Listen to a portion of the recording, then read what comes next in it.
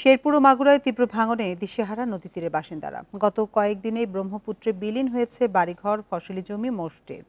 আর মধুমতি গ্রাস করেছে রাস্তাঘাট, বসতভিটা। ভাঙন ঠেকাতে দ্রুত পদক্ষেপ নেওয়ার দাবি দুই জেলার ক্ষতিগ্রস্তদের। বান্ডেল থাকলে প্রতি সেনমানিতে টাকা বাঁচবে। বিকাশ সেনমানি বান্ডেল কিনে জিতুন প্রতি লেনদেনে। শেরপুর সদরের চরপক্ষিমারি ইউনিয়নে নদী ভাঙনে মাথা গোজার শেষ আশ্রয়টুকু হারিয়েছেন খুকি বেগম। গত 15 বছরে 8 বার নদী গর্ভে বিলীন হয়েছে তার বসতভিটা। বাড়ি ভেঙে আমার কোনো সমস্যা, আমার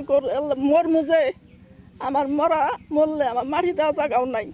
গত 2 সপ্তাহ ধরে ব্রহ্মপুত্রের ভাঙনে নিঃস্ব হয়েছেন ভাগলগড় গ্রামের 15 পরিবার।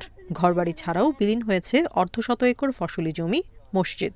আমি অসহায়, আমি গাঁও ঘুরে দোষের কাছে চায়া খাই, আমার বাড়িটাও নিয়ে গেলগা, আমি কিভাবে থাকবো? বর্তমানে এই পাশেই একটা মসজিদ, মাদ্রাসা এবং কি কবরস্থান সহ প্রায় আরো 400 শতাধিক ঘর একদম খুবই ঝুঁকির মধ্যে আছি আমরা। এদিকে মধুমতি নদীর ভাঙনে মাগুরার মোহাম্মদপুরের পলাশবাড়িয়ায় 3 কিলোমিটার সড়কের 100 মিটার অংশই ধসে গেছে। সংস্কারের মাত্র 2 মাসেই এই হাল। সর্বস্ব হারানোর ঝুঁকিতে 10টি গ্রামের বাসিন্দারা। জরুরিভাবে যদি এই রাস্তা যদি বাদ না দেয় তাহলে আর থাকবেন। আমরা কোনো 8 বাজারে যেতে পারতেছি না, এখান থেকে মানে কোনো গাড়ি যাওয়ার কোনো পরিবেশই নাই। ভাঙন ঠেকাতেই প্রয়োজনীয় ব্যবস্থা নেওয়ার আশ্বাস পানি উন্নয়ন বোর্ডের।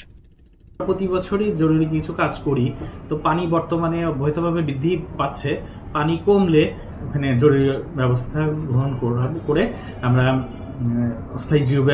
অস্থায়ী প্রতিরক্ষা কাজ করব। জরুরি ভিত্তিতে যে জায়গাগুলোতে বাড়িঘর রয়েছে সেই অংশটি রক্ষা করার জন্য আমরা 120 মিটার কাজ করার প্রস্তাব ঊর্ধ্বতন কর্তৃপক্ষের কাছে পাঠিয়েছি। দ্রুত টেকসই বাঁধ নির্মাণ সহ প্রয়োজনীয় ব্যবস্থা না নিলে ক্ষয়ক্ষতি বাড়ার শঙ্কা ভাঙন কবলিত এলাকার লাখো মানুষের। Tania Nasrin, independent news.